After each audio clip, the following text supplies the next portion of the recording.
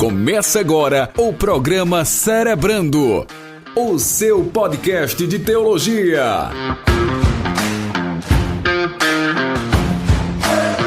Cerebrando, fé e razão em um só pensamento.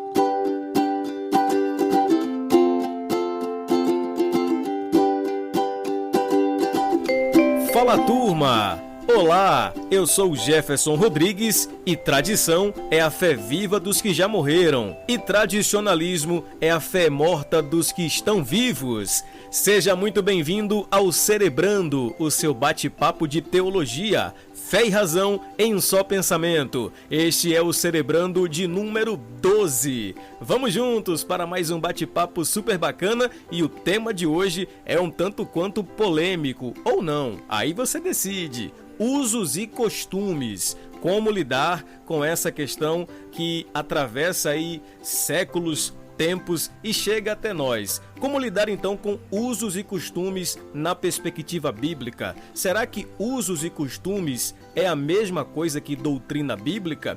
Essas e outras perguntas serão respondidas nas implicações do nosso bate-papo de hoje. Como é bom ter você aqui com a gente e permaneça conosco, porque o bate-papo hoje será especial. Comigo, sempre os meus amigos ou os meus amigos de sempre, Silas Siqueira, Edmilson Rocha, para bater esse papo junto com a gente. Silas, fala aí, meu amigo, como é que tá? Vamos para mais um bate-papo, mais um podcast Cerebrando. Eu sou Silas Siqueira e vim para dizer que usos e costumes não é um bom costume a ser usado. Quando usa trocadilho já me ganha, cara, porque eu amo trocadilho. Meu nome é Edmilson Rocha e a igreja condena. A igreja condena. Foi emblemático, um tanto quanto suspense, mas ao longo do podcast você vai desenvolver essa ideia. E assim, nesse clima bacana que a gente começa mais um podcast Cerebrando, aqui é o lugar onde fé e razão se encontram e a gente, claro, bate esse papo bacana junto com você. Agradecendo aí a sua audiência, nosso podcast está crescendo, esse é o 12º episódio e olha só, a gente está caminhando, está avançando e eu tenho certeza que o Cerebrando tem edificado muito a sua vida. E o bate-papo de hoje é exatamente sobre usos e costumes. Vamos trabalhar aqui a ideia de alguns sofismas e já o nosso papo. Antes, claro, convidando você a seguir o nosso Instagram, @Escola Discípulo Racional. É lá onde tudo acontece. Inclusive, você pode sugerir temas. Olha que bacana. Nós vamos gravar por esses dias um programa ao vivo no nosso canal do YouTube. E para isso, nós queremos a sua participação no Instagram, respondendo as nossas caixas de perguntas, enviando pra gente perguntas, enfim, participe, interaja através do @Escola Discípulo Racional. Você que nos ouve pelo YouTube, nosso muito obrigado. Lembre aí de se inscrever no canal, deixar sua curtida e compartilhar com todo mundo, tá certo? Você que nos acompanha pelos feeds dos aplicativos de podcast, dos agregadores de podcast, vamos juntos para mais um bate-papo. O tema de hoje é intrigante, usos e costumes. Vamos nessa, porque o bate-papo está cerebral.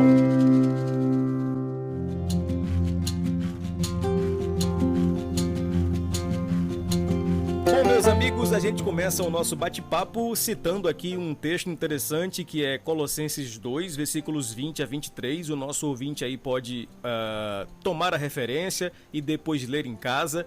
E para que a gente possa entender um pouco essa ideia de como usos e costumes chegaram até nós vamos adentrar um pouco na história, mas queremos já definir algumas coisas a partir deste versículo, que o apóstolo Paulo ele já vai mostrar a importância do entendimento da graça, que vai além de regras, de dogmas, de liturgias que mais aprisionam, mais cansam do que libertam. E o argumento de Paulo é bem interessante. Ele vai dizer assim, já que vocês morreram com Cristo para os princípios elementares deste mundo, por que é que vocês ainda se portam deste modo ou se submetem às regras? Aí Paulo vai ser bem incisivo dizendo assim, essas regras dizem, não manuseie, não prove, não toque. Bem restritivas, né? E ele completa dizendo assim, todas essas coisas estão destinadas a perecer pelo uso, pois se baseiam em mandamentos e ensinos humanos. Ele ainda diz que essas regras têm de fato aparência de sabedoria com sua pretensa religiosidade. Olha a palavra que Paulo usou, cara. Religiosidade, falsa humildade e severidade com o corpo, mas não tem valor algum para refrear os impulsos da carne. Em outras palavras, o que Paulo está dizendo é que não adianta sermos religiosos a ponto de sermos legalistas e negligenciarmos a ação da graça, que é esse favor imerecido. Por essas e outras que eu acredito que Paulo e vários outros homens da palavra seriam expulsos das igrejas de hoje, né, cara? Paulo Revolts, esse texto aí é Paulo revoltado. Com certeza ia ter uma frase assim, uma página de Instagram assim, Paulo Sincero. Sigo. Na certa, Edmilson, Paulo seria assim expulso, né? Porque ele não faz parte daquela turma que acredita que a santidade vem de fora para dentro, mas ele prega através desse texto uma santidade eficaz, que vem de dentro para fora e é demonstrada através de regras bíblicas e não humanas. A gente separou uma frase de Warren Wiersbe que é bem interessante. Ele falou o seguinte: a carne ama ser religiosa, conquanto que a religião não tenha uma cruz para crucificá-la. Que pensamento interessante, né? E acompanhando esse raciocínio, nós vamos entender que a nossa produção religiosa, ela é insaciável. Só que o grande perigo é que a nossa religiosidade, ela ama o eu e negligencia a cruz. E é por isso que Paulo vai dizer que esse tipo de religiosidade produzido nessa igreja em Colossos era uma religiosidade um tanto quanto utópica, distante e que fazia mal.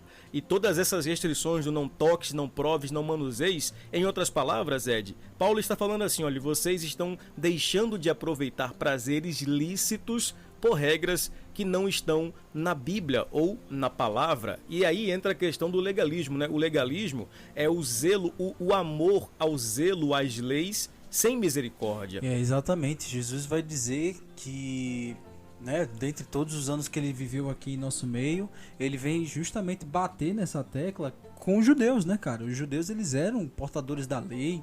Paulo vai falar em Romanos 9 as várias virtudes que o povo dele tinha, Israel tinha, né? Eles tinham a lei, por eles vinham a descendência carnal de Jesus, então eles tinham tudo em mãos, mas eles não tinham o principal, que era o amor. Eles tinham um zelo, mas era um zelo que não era proveniente do amor, né? Eles tinham justamente a lei ali, só tinha a palavra, mas não passava daquilo.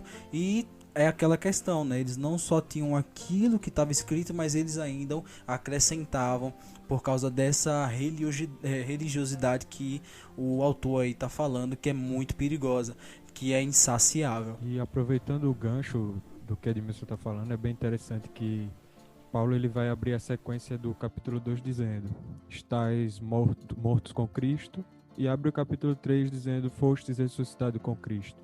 No espaço de um capítulo para o outro, ele vai resumir o que significa a nossa fé, que está enquadrada entre a morte e a ressurreição de Jesus.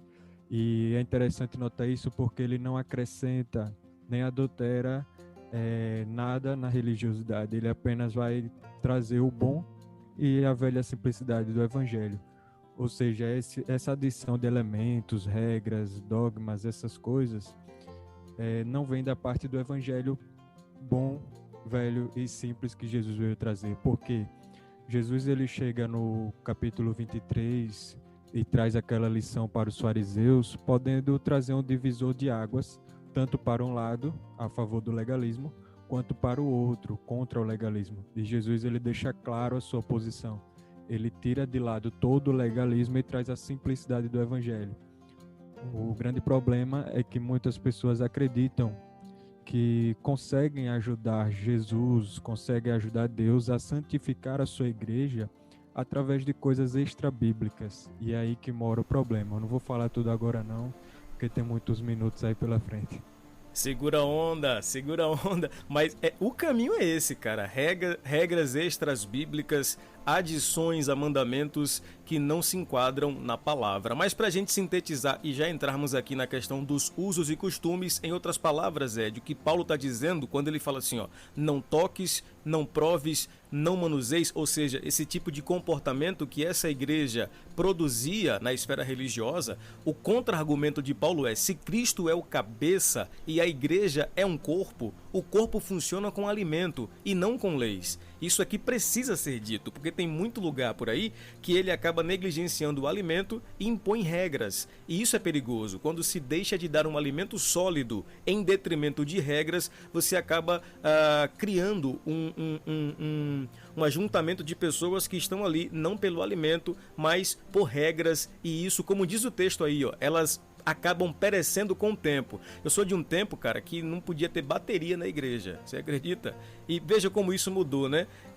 A coisa vai se perecendo com o tempo. E se a gente falar aqui de tantas regras restritivas que com o tempo perderam, caíram em desuso, é exatamente isso que Paulo está falando. A igreja é um corpo e ela funciona com alimento e não com leis. Exatamente, e Paulo vai falar uma coisa bem interessante, mas eu vou citar outro livro aqui que é um livro muito importante para o nosso debate, para a nossa análise aqui, que é o livro de Gálatas, né, cara? O livro de Gálatas encaixa perfeitamente nessa questão. Sim. Porque Paulo vem dizer que esses usos e costumes, principalmente quando ele vai se referir aos usos e costumes para a salvação, ou seja, para o legalismo, é de um retrocesso muito forte. Paulo vai falar de uma forma muito negativa no livro de Gálatas, e ele vem dizer que os Gálatas, por serem tentados a voltarem à lei, eles foram insensatos, ou seja, eles foram tolos. Então é muito interessante da gente analisar o peso e da importância que é esse tipo de comportamento. E exatamente, vai das coisas mais bobas, como a proibição de uso de bateria na igreja, até coisas extremamente terríveis, como por exemplo você introduzir que você seguir uma regra, um dogma da igreja vai te levar à salvação. Chegam a introduzir regras na confissão de fé, em condições de batismo, chegam a esse extremo. Dito isso, e considerada essas questões introdutórias, finalmente a gente já entra aqui na questão direta dos usos e costumes. E essa expressão, usos e costumes, ela é usada muito mais assim no campo pentecostal, digamos assim, e essas igrejas que utilizam-se de usos e costumes, elas definem normas e regras para viver, digamos que é o modus vivendi dessas igrejas. Eles estabelecem regras no porte, no vestuário, no que assistir, no penteado, na barba, enfim, o ouvinte sabe exatamente do que a gente está falando. E o grande problema, como foi falado aqui anteriormente, é que essa produção acaba beirando e se aproximando muito do legalismo religioso. E eu já queria colocar em pauta aqui um dos textos que essa turma ama, porque eles acham que esse texto em específico, eles defendem essa ideia, que é Provérbios 22, versículo 28, que é um grande sofisma, né? Porque está escrito lá, ó, não removas os marcos antigos que puseram teus pais. Aí alguém mais legalista vai dizer, tá vendo aí? Você não pode remover os marcos que os nossos pais colocaram, só que Silas, é só analisar o contexto e a gente vai perceber que não é sobre isso que o texto está falando, né? Bom, eu vou puxar aqui o contexto do texto e também trazer um contexto prático para ficar bem evidenciado que realmente não é sobre isso que o texto fala, né? Nesse provérbio, quando Salomão ele escreve marcos antigos, ele está se referindo a pequenas pedras semelhantes a pilares com elaboradas inscrições de palavras e desenhos, ou seja, era um demarcador de terras que mostrava um limite onde não se poderia ultrapassar, pois assim o infrator estaria tomando posse de uma terra de outra pessoa. O texto ele vai ficar mais claro na nova tradução da linguagem de hoje, nessa versão da Bíblia, que vai dizer: não mude de lugar os marcos de divisa de terras que os seus antepassados colocaram. E para trazer essa situação e esse texto para um contexto mais prático e atual, se nós estudarmos a história da igreja, nós vamos ver que não cairemos nessa falácia, porque essas marcas, entre aspas, de usos e costumes não faziam parte dos nossos antigos pais. Então, de fato, se a pessoa abrir mão da exegese da Bíblia e buscar apenas os fatos históricos, já não cai nessa falácia. Então isso mostra uma falta de interesse na história da própria igreja, porque a maioria dessas regras, principalmente aqui no Brasil, foram implementadas no século XX. E a história da igreja vem muito antes disso, onde ela não precisava de regras elementares humanas para santificar o seu povo apenas da Bíblia. Isso é sobretudo um anacronismo, né? É a interpretação de um texto desconsiderando a interpretação para o contexto em que ele foi escrito. Então esse texto aí de Provérbios 22, 28 nos ensina a prática da integridade, respeito e justiça. Em nenhum momento o versículo está ensinando que todas as tradições dos antepassados devem ser mantidas intactas. Pelo contrário, o que o texto está querendo nos ensinar é uma questão moral e não de usos e costumes. Edmilson, eu abri aqui o podcast na minha fala de abertura falando sobre essa diferença, né, entre tradição e tradicionalismo, e até falei a frase que é muito conhecida. Confesso que eu não lembro quem é o autor, por isso não dei a referência, mas a frase diz que tradição é a fé viva dos que já morreram e tradicionalismo é a fé morta dos que estão vivos. Dá pra gente fazer uma diferença aí, né, entre a importância da tradição e o perigo do tradicionalismo. Claro, a tradição, a Bíblia vem mesmo dizer que nós temos uma tradição. A doutrina dos apóstolos, ela é uma tradição, porque é algo que vem falar a respeito de Cristo. Cristo deixou a sua palavra, né? João capítulo 8, Jesus vem fazer uma acusação muito grave a respeito dos judeus. Ele vem dizer que os judeus, por eles não suportarem a verdade, é que eles não entendiam as palavras que Jesus falava. E Jesus faz até uma pergunta para eles, ele diz por que a minha linguagem não entra na cabeça de vocês, justamente porque vocês não procedem do Pai. Todo aquele que procede do Pai, esse ouve a minha voz e a entende. Então é bem interessante da gente analisar isso, vendo que a tradição é algo muito importante. Já o tradicionalismo, ele pode ser muito perigoso, né? O tradicionalismo saudável, ele pode sim levar você a você ser um seguidor da tradição. Mas quando isso é usado de forma errada, isso pode fazer com que você se corrompa.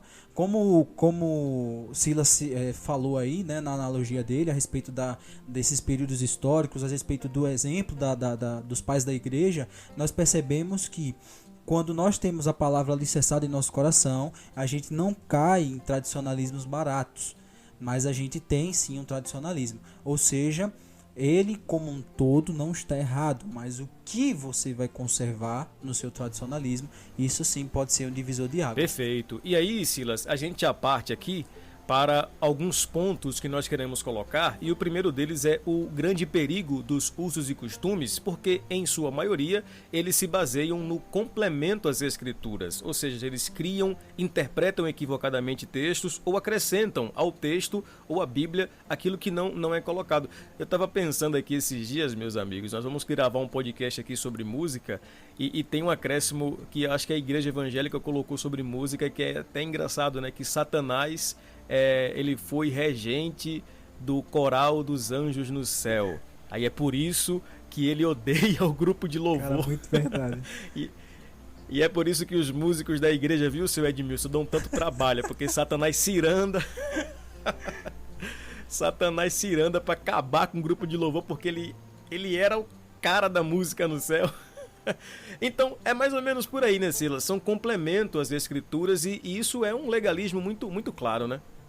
É verdade. E para começar esse assunto, com o que usos e costumes traz de mal para a igreja, é interessante a gente destacar isso, porque nós devemos prestar atenção a esses pontos, porque a maioria das pessoas, elas pegam esse tema e relativizam.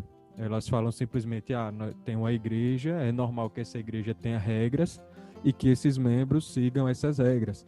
Se você não estiver satisfeito com essas regras, você mude de igreja. Essa é a relativizada geral que todo mundo dá quando se toca no assunto de usos e costumes. Eu já ouvi dizer até de um líder que a igreja era como um quartel e que todo quartel tem sua regra. Então, se você não está satisfeito em seguir a regra desse quartel, você muda. Nossa! Só que a questão é que nós temos que lembrar que esse quartel tem um general, e esse general, ele é Cristo. E Cristo, ele deixa as suas regras implícitas na Bíblia, e o próprio fala que essas regras que estão na Bíblia são suficientes para reger o seu quartel. Então, será que houve um golpe militar no caminho? ou eu estou por fora dessa história? Eu acho que o problema é que Cristo é o general da igreja, mas tem uns que se acham coronéis demais, né? Entra aí a questão dos coronéis da fé, né? Mas A gente tem que prestar atenção que essa questão de usos e costumes, ela vai trazer implicações tanto na esfera material, física, quanto na esfera espiritual. Nós teremos um entendimento distorcido sobre Deus, sobre santidade, sobre a eficácia da palavra, sobre salvação, tudo isso por conta de usos e costumes. Então, não é uma questão simples de você mudar de igreja por não concordar com regras, ou de você aceitar que homens sobreponham regras bíblicas, mas que é uma questão que vai afetar a sua vida, tanto no aspecto físico, da sua natureza psicológica, de pessoa, do seu jeito de ser, do seu jeito de se vestir, de suas particularidades, como também os seus entendimentos espirituais. Então, não é algo a se relativizar, não é algo para você olhar e dizer é só aceitar ou não, eu devo mudar de igreja se não concordar, não. A falácia de que nós não devemos tocar no assunto para não impactar o povo mais antigo da igreja já está ficando para trás, porque eu acredito que é um grande momento para se tocar nesse assunto, um grande alerta, até porque nosso intuito aqui não é bater de frente com esse pessoal já batendo de frente, né? Mas é de trazer crescimento, de trazer entendimento, a humildade de se pegar, escutar e reter aquilo que é bom. Quando nós estamos em tempo de ignorância, ainda é relevado, mas a partir do momento que você acabou de ouvir o que eu falar, eu espero que você pense melhor sobre esse tema. Olha aí. Já passando a bola para você, Edmilson, vale a pena lembrar que Silas disse aí, citou o sola escritura, e eu só queria lembrar que o sexto sola da reforma não é o sola gravata. Essa foi péssima. Pegando o gancho no que Silas falou, eu queria pontuar com a própria palavra, né? Já que a gente citou sola escritura. Gálatas capítulo 3, no verso 1, do verso 1 ao 2, vai dizer o seguinte, né? Ó Gálatas insensatos, eu estou lendo na tradução NVI, tá? Quem os enfeitiçou para não obedecerem à verdade? Pontuando aqui, dando uma pausa, dentro do contexto aqui nós já sabemos, né? Eu já situei já esse contexto aqui. Os Gálatas, eles estavam sendo enganados, né? Querendo voltar às antigas leis, né? Como fim da salvação da alma deles, né? Eles estavam abandonando a Cristo. E aí Paulo continua, fala: não foi diante dos seus olhos que Jesus Cristo foi exposto como crucificado? Eu gostaria de saber apenas uma coisa: foi pela prática da lei que vocês receberam o Espírito Santo ou pela fé naquilo que vocês ouviram?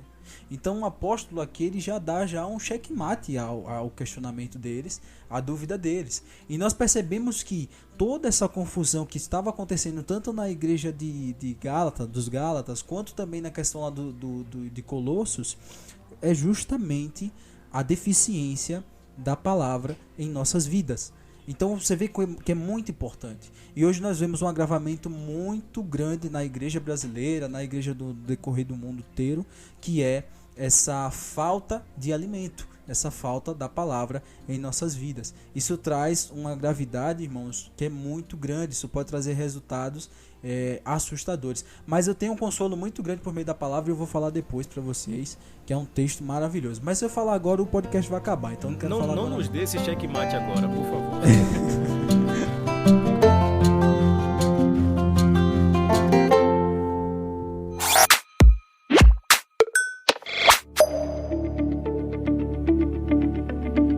A gente acabou entrando aqui no segundo ponto, que é exatamente a questão da santificação ineficaz. E, cara, eu acho que um dos grandes problemas do legalismo é essa ilusão de que por meio de regras, proibições, você acaba gerando uma espécie de santificação. Mas, na verdade, a proposta da santificação não é por esse meio. Pelo contrário, a conversão, ela nasce de dentro para fora. E essa ordem, ela nunca será invertida. E não são regras humanas que vão fazer com que isso aconteça. Tem uma reflexão interessante do pastor Hernandes Dias Lopes. Ele falou o seguinte, que o legalismo produz um cristianismo de aparência apenas exterior, mas não produz verdadeira santidade. Ele ainda diz o seguinte, precisamos fugir do legalismo, porque ele produz morte e não vida. Ele produz escravidão e não liberdade. Aí pegando um gancho mais uma vez aos Gálatas, Paulo disse, foi para a liberdade que Cristo vos libertou. Não submetam-se mais a jugo de escravidão. Silas, é necessário falar isso, né? Infelizmente tem muito lugar que não é santidade que é produzida, mas um jugo de proibições que acaba asfixiando pessoas e não as libertando como deveria ser. É verdade, e esse assunto, ele é tão delicado que eu tenho que controlar minha dose de sarcasmo e ironia, porque é bastante complicado, porque tem lugar que a gente conhece que parece ser uma fábrica de construir sepulcros caiados. Pessoas que são bem ornamentadas por fora, mas por dentro não possuem nada da essência do Evangelho. E é justamente isso que esse ponto vem falar, sobre a santificação ineficaz. A Bíblia em João, capítulo 17, versículo 17, vai dizer: santifica-os na verdade, e a tua palavra é a verdade. Só a tua palavra é a verdade necessária para a santificação. Essa proposta de se santificar por usos e costumes, ela é antibíblica e também ineficaz, porque o processo, como você falou anteriormente, vai nascer de dentro para fora, não de fora para dentro. Essas regras que mudam hábitos, rótulos, aparências, não conseguem mudar a natureza do homem pecador, apenas a verdadeira conversão. E aí é onde está um grande perigo, porque como o Hernandes Dias Lopes falou, essa questão de produzir escravidão e não liberdade é bastante séria, porque tem muita gente que se torna escrava dos usos e costumes e de suas regras, mas ela não é tão escrava da palavra como é dos usos e costumes. Porque, veja bem, há um ponto bem interessante a se notar que quando você se torna escravo da palavra, você não tem o poder de julgamento sobre outra pessoa, você está no banco dos réus. Mas quando você tem usos e costumes como base, você se torna juiz e não réu. Você tem o poder de apontar para outra pessoa e julgá-la, não de maneira bíblica, mas de acordo com seus usos e costumes sem amparo bíblico. E quando você tem como regra a Bíblia e somente a Bíblia, você está no banco de réus sendo justificado por Cristo, onde o juiz é Deus. Então, por que a maioria das pessoas, apesar de saber que usos e costumes é herético, não tem nada de bíblico, alimentam esse sistema, alimentam essa questão, porque preferem estar no lugar de juízes do que de réus. É muito mais confortável para a minha natureza pecaminosa poder me vestir por fora de santidade, por dentro estar podre, e apontar o dedo para o meu irmão, do que reconhecer que estou podre, me santificar por dentro, por fora, e estar submetido à palavra de Deus. Silas, modo irônico, ativado com sucesso. Ô Silas, você tá com aquela frase do Steve Lawson que você mandou pra gente em off aí? Cara, essa frase é boa demais. Se você tiver, lê aí pro pessoal aí. Stephen Lawson vai dizer que o inferno é cheio de pessoas religiosas, sinceras, nunca nascidas de novo, enquanto o céu é cheio de pessoas imorais que se arrependeram e creram em Cristo. Agora é com você, Edmilson.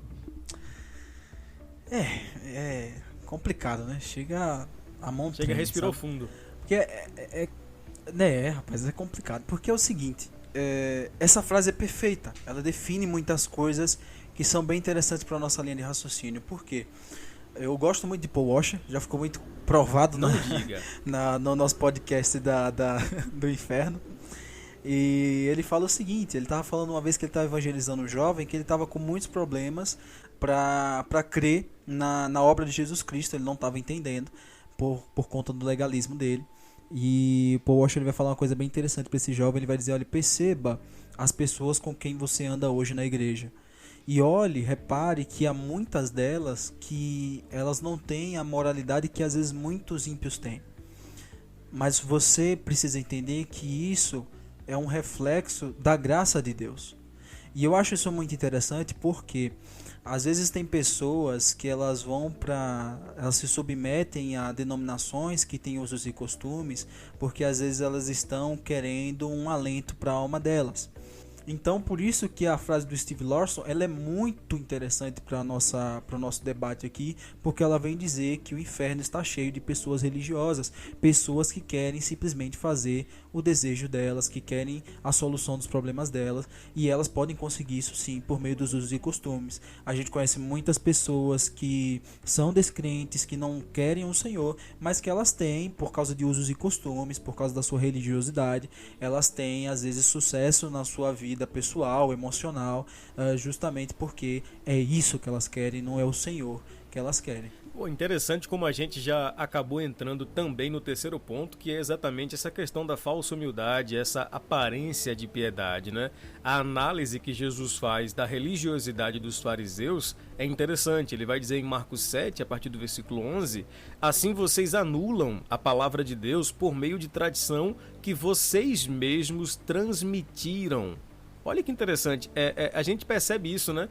Isso é muito comum no evangelicalismo brasileiro. Essa aparência de piedade é gente que ele tem uma indumentária de crente. Sabe aquele kit crente? Ele tem, ou ela tem. E você reconhece por esse kit evangelical. O grande problema é que quando você coloca isso em base de fé, como disse Jesus, essa tradição, ela acaba anulando, de certo modo, a palavra de Deus. E é interessante essa análise que Jesus faz, porque eles se preocupavam com a indumentária da religião, mas se esqueciam do próximo. Então, para Jesus, todo esforço que o homem faz de ser piedoso diante de Deus, mas que não tem um gesto de misericórdia em relação ao próximo, é hipocrisia. Para completar o que o Edmilson estava falando, ele tocou muito no assunto material, mas é interessante esse papel dos usos e costumes na religiosidade, onde ele é usado, porque ele vem trazer não só um alívio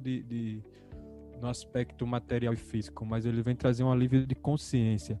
Porque quando nós colocamos a questão dos usos e costumes, nós vamos dualizar.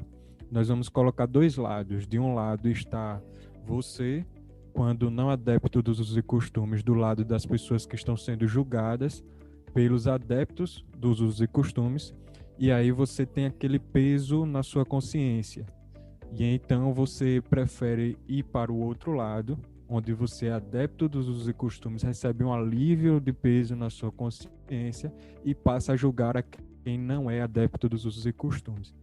Então, mais do que essa questão de alívio material, de benefícios em suas carreiras de fé, de pessoas que empreendem carreiras de fé dentro da igreja, com interesses econômicos, com vários interesses de status, de cargo, pessoas que trocam princípios bíblicos por princípios humanos em troca de cargo, de status, de se tornar visível. Mais do que isso, muitas pessoas procuram para ter um alívio de consciência, porque é muito mais fácil eu me deparar e me justificar por uma roupa que eu visto, por um ritual que eu sigo, do que eu me colocar de frente para a cruz e me justificar ali, porque de frente para a cruz eu não vou ter justificativa. De frente para a cruz eu vou enxergar quem eu sou de verdade, mas ali com usos e costumes eu consigo, através de uma roupa, através de uma obediência àquele líder que se torna intocável, eu consigo ter o alívio da consciência. É como na Bíblia vai mostrar com relação ao jovem rico. Ele seguia todo o costume, ele usava tudo o que tinha de usar, seguiu todas as regras elementares, porém quando se tocou na essência do evangelho, ele não abriu mão. Ou seja, ele preferiu ter e continuar com o seu alívio de consciência, seguindo os usos e costumes que ele tinha de cós salteado na sua mente, mas não abriu mão daquilo para seguir a verdadeira essência do evangelho. Não de ficar pobre, não é isso que eu quero dizer, mas na questão de obedecer a Cristo e não aquilo que ele vinha carregado dos homens. Cara, sabe o que é interessante?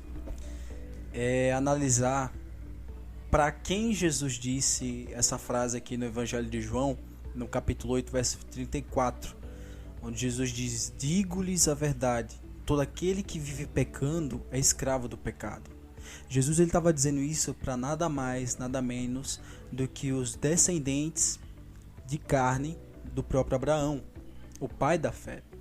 Os judeus, eles eram descendentes de fato de Abraão. Tanto que no verso 37, Jesus vem dizer, ele disse: eu sei que vocês são descendentes de Abraão.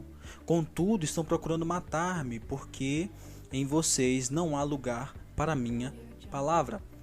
Então a gente consegue entender que essa falsa humildade, que às vezes a gente vê bastante em muitas pessoas, revelam que elas não procedem do Pai.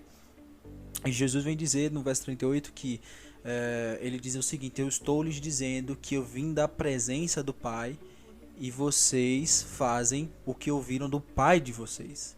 E aí o Jesus vem concretizar a sua linha de raciocínio falando para eles o seguinte, que vocês procedem de acordo com o pai de vocês, o diabo. Então essa falsa humildade, ela vem revelar corações que não procedem de Deus. E é por isso que essas máscaras, uma hora ou outra, elas vão cair, porque nós entendemos que todo aquele que procede de Deus, todo aquele que procede de Jesus Cristo, esse vive pela verdade do Senhor e não tem essa característica de falsa humildade. Mas como a gente já citou aqui, de dentro para fora é que é essa transformação da vida dele. É aquela falsa humildade do fariseu diante do publicano, né? Do pregador, do pecador publicano. Ele vai arrotar a santidade naquela ocasião, querendo mostrar a todos o que fazia, o que deixava de fazer, achando que estava se mostrando humilde, e na verdade ele já tinha recebido a sua recompensa. E hoje em dia não é muito diferente. O tanto que a gente vê de lives e de pessoas que gravam, postam na internet, ao invés de dar com a mão e esconder com a outra, eles dão com a mão e gravam com a outra. E aí é o tipo de pessoa que vai lá, faz a oração, faz aquela mídia toda, aquele movimento, depois que acaba... Selfie orando. Já viu selfie orando? O pessoal que tira foto orando. É selfie orando, é selfie ungindo, é tudo, de tudo que é jeito. A pessoa...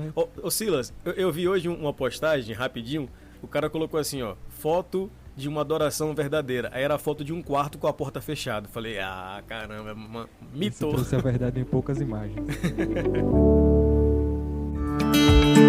Bom, e aqui a gente chega ao nosso último ponto, que talvez seja o mais importante, porque todo o nosso bate-papo vai desaguar nesse quarto ponto, que é bem interessante: proibições antibíblicas. É interessante como a turma que produz esse legalismo religioso de usos e costumes mais exagerados, eles acabam instituindo proibições que a Bíblia não proíbe. E até chega a ser até meio que engraçado, na verdade incoerente, porque a associação que a religiosidade faz é equivocada, pois ela generaliza tudo em um mesmo peso. Por exemplo, algumas pessoas fazem dos esportes o seu Deus, então as igrejas condenam toda participação no futebol, por exemplo.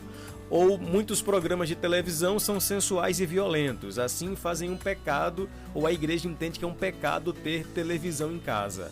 E aí a gente percebe também que algumas calças compridas são sensuais, então passam um preceito que a mulher não pode usar calça comprida nenhuma. Então veja, é um grande problema de generalização. Só que aí a gente vai destacar que o grande problema é que, em vez de as pessoas estarem satisfeitas com a perfeição em Cristo, elas acabam tentando se tornar melhores do que o ensinamento de Jesus. Então, essas proibições antibíblicas, elas são sobretudo adicionadas a esse contexto na tentativa frustrada de trazer uma espécie de santidade. Só que aí é onde mora o problema. É que em larga escala, o que as igrejas aprendem é que é mais fácil fazer com que as pessoas obedeçam a uma lista de regras humanas externas do que experimentar a transformação espiritual interna que Cristo exige de nós. Então nós vamos perceber aí, meus amigos, que existem proibições que a religiosidade faz, que a Bíblia não faz. Nós falamos sobre isso no podcast, inclusive, de liturgia, né? A gente falou um pouco a respeito disso, a respeito da questão de liturgias tanto abertas demais, quanto liturgias muito tradicionalistas, né? E é interessante que os assuntos eles se batem. Jesus ele vai ser criticado pelos judeus, não só ele, mas também os discípulos dele, porque eles seguiam, eles não seguiam, na verdade, leis que os próprios judeus fizeram. Como, por exemplo, a purificação das mãos antes das refeições, que os judeus tinham como lei mesmo, né?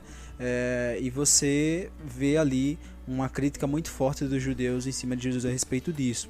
Cara, é impressionante porque a gente percebe como as pessoas que são cegas olham para esses usos e costumes que são acrescentados à nossa vida de fé com muita ênfase. Algumas pessoas vão realmente proibir até em suas denominações mulheres de usar brinco.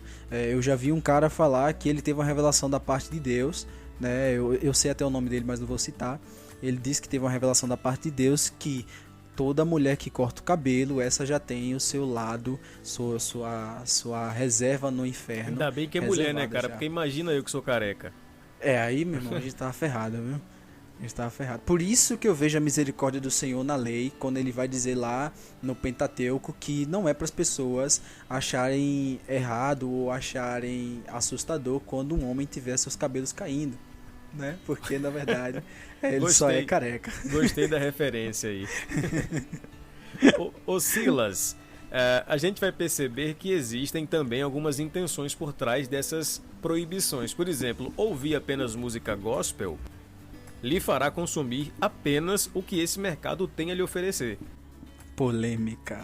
Então a gente percebe que existe uma espécie de alienamento em detrimento de um retorno financeiro. Mais ou menos por aí, ou exagerei? Chegou a ser pouco. Não exagerou não. Do jeito que eu sou exagerado, pra isso aí foi pouco. Essa questão ela vai de implicar tanto no simples, com relação ao mercado e todas as outras intenções, como também no espiritual. Quando eu afirmo que preciso apenas ouvir músicas gospel e tal, eu assumo que Deus ele reina apenas sobre esse universo.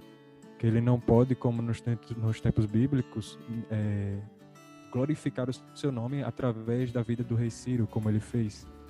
Ou glorificar o seu nome através de próprios ataques que o povo israelita recebeu. É Deus reinando sobre tudo e sobre todos. Ou seja, Deus ele pode manifestar a sua glória nas ditas músicas seculares, né? Como o grande terror do pessoal que segue esse costume. E, para falar a verdade, muitas das músicas gospel têm sido menos bíblicas do que muitas de músicas seculares. E esse costume, para mim, cai por terra diante de... Não precisa nem de respaldo em questão de texto bíblico. Se você pegar apenas letras de músicas gospel e algumas letras de algumas músicas seculares, já acaba destronando esse costume. Eu tava lembrando aqui de uma frase quando o Silas falou. É por isso que, usufruindo da liberdade que Cristo me deu, eu fico com Charles Spurgeon, que ele disse que o homem cristão ele deve ter barba porque isso é prova da macheza que por natureza Deus nos deu. Vou ter que comprar o minoxidil agora. Ninguém aqui está dizendo que não existe limites para um cristão. Claro que existe. E o limite é até onde o Senhor permite. Mas nada dessas proibições exacerbadas que trazem só peso à nossa vida. Mas não, é usufruir das coisas por meio da nossa liberdade que Cristo nos deu, da forma que Deus permite que a gente usufrua elas. Portanto, o uso da música, como é que você vai usar mediante a liberdade que Cristo lhe deu? Você tendo discernimento bíblico para entender, para filtrar as músicas que você vai ouvir. Lembre-se de Colossenses, irmãos. Acho que é Colossenses que fala, ou é Filipenses que Paulo diz, portanto, né, tudo que é de boa fama, tudo que é de boa índole, que isso domine a sua mente. Então, nós devemos entender que a prática da santificação, olha aí já pegando um ponto de novo para o podcast de liturgia, tudo isso, né, uma vida de adoração, isso vai levar você usufruir das coisas de forma plena. Um recado que fica assim, porque muitos líderes às vezes têm o entendimento, mas têm o receio e o medo de começar a pregar contra essa prática que é tão nociva à igreja. Essa questão de usos e costumes que foi enraizado, muitas vezes a pessoa sabe que é errado, mas continua pregando isso. E o grande medo dessas pessoas que continuam alimentando essa coisa tão nociva à igreja, tão antibíblica, é de que a igreja justamente vai para um outro extremo.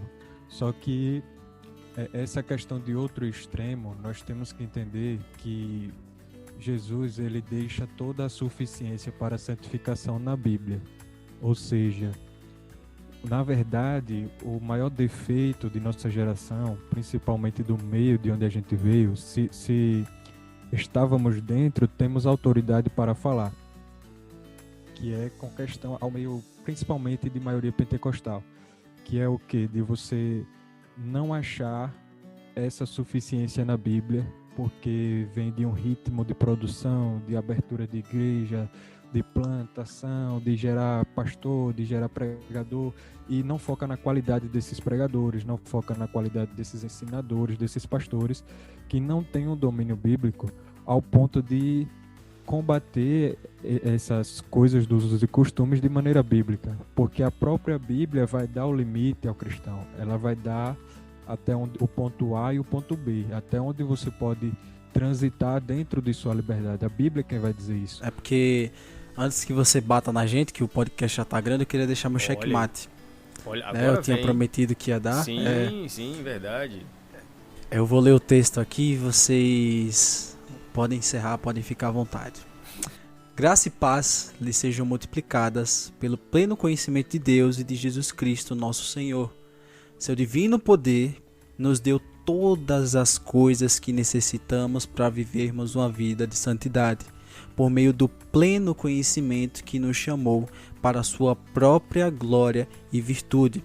Por intermédio destas, Ele nos deu as suas grandiosas promessas, para que por elas vocês se tornassem participantes da natureza divina e fugissem da corrupção que há no mundo, causada pela cobiça.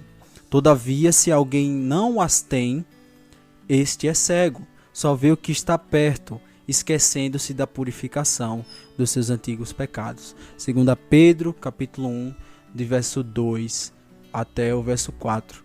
Eu acho que não preciso falar mais nada, né, irmãos? Checkmate. Checkmate. Fatality no meu tempo. Flowers Victory. Você citou Spurgeon e eu finalizo com mais uma frase dele. Para o homem santo, nada é secular, tudo é sagrado. Aleluias. E minhas considerações finais sobre o podcast de hoje fica para os líderes que são maldosos com relação aos usos e costumes. Só para mostrar mais um ponto que usos e costumes toca, é com relação à glória de Deus. Porque tem muito líder usando de usos e costumes para justificar a salvação de crente. E se você não está ciente disso, abra os seus ouvidos nesse momento para o que eu vou te dizer. Isso toca na glória de Deus. Porque se o homem precisasse de usos e costumes para ser salvo, você, homem, estaria sendo glorificado pelas suas regras. Mas como não precisa, só a Deus seja dada a glória. Então, se você usa de usos e costumes para ter glória em salvação dos seus membros, pare com isso agora. Fica aí o meu conselho.